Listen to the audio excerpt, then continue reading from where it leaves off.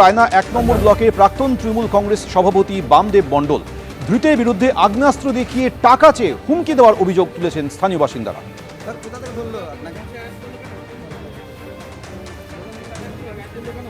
বামদেব মণ্ডল বাদশা মির্জা তো আমাকে শ্লীলতাহানি করে, এমনকি বলেছে 2 বছর আগে যে অবস্থা করেছি তোর, তো সেই অবস্থা তোর আবারও হবে। তার জন্য অভিযোগ করা হয়েছে বামদেব মণ্ডলের বিরুদ্ধে। এটাও হুমকি দেওয়া হয়েছে 2 বছর আগে যেই ঘটনা ঘটেছে, তো সেই ঘটনা তোর মেয়ের সাথেও ঘটবে, বা বাড়িতে যে ঘুমাবি সেখানে আগুনও ধরিয়ে দেওয়া হবে ঘরে।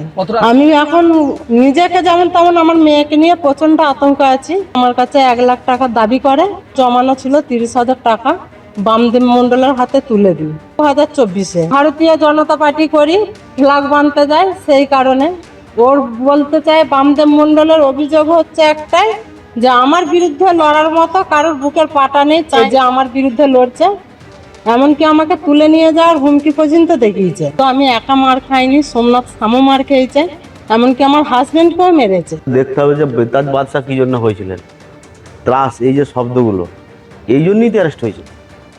বেতাজ বাদশা, ত্রাস, একটা পলিটিক্যাল পার্টির লিডার, একটা পলিটিক্যাল পার্টির যারা ক্ষমতায় থাকে, এই কথাগুলো যাদের স্ট্যাম্প লাগে তাদের সেই কুকর্মের জন্যই আজকে উনি অ্যারেস্ট হয়েছেন।